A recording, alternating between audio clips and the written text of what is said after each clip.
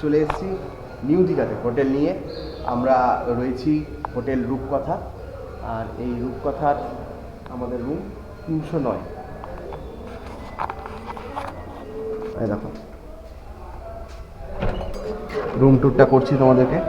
309 এই দেখো, এই হচ্ছে রুম।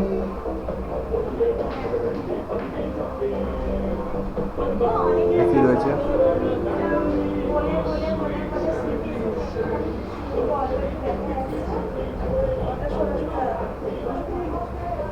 এখানে ব্যালকনি, আর ওই যে সমুদ্র দেখা যাচ্ছে দেখো।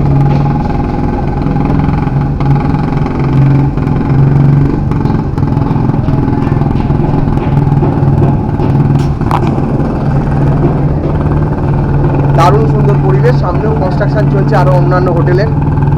আর এই পিছনেই রয়েছে জগন্নাথ মন্দির, আর এখান থেকে স্টেশনটা সামনে আছে। তোমাদেরকে বাথরুমটা দেখিয়ে দিই, এটা ওয়ার্ড্রপ রয়েছে।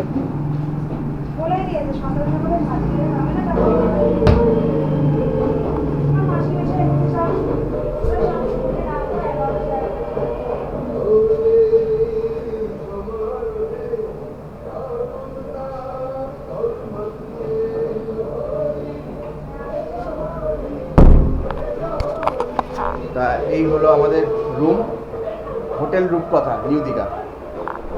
এখানে একটা মিরর আছে দেখো,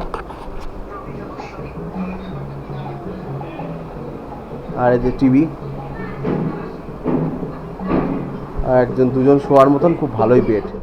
প্রথম দিনের ব্রেকফাস্টের জন্য আমরা বসে রয়েছি জানা হোটেলে, আর আমরা অর্ডার করেছি কচুরি, আর তার সাথে আলুর পরোটা আর চা রয়েছে।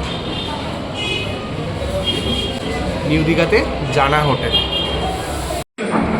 আলুর পরোটা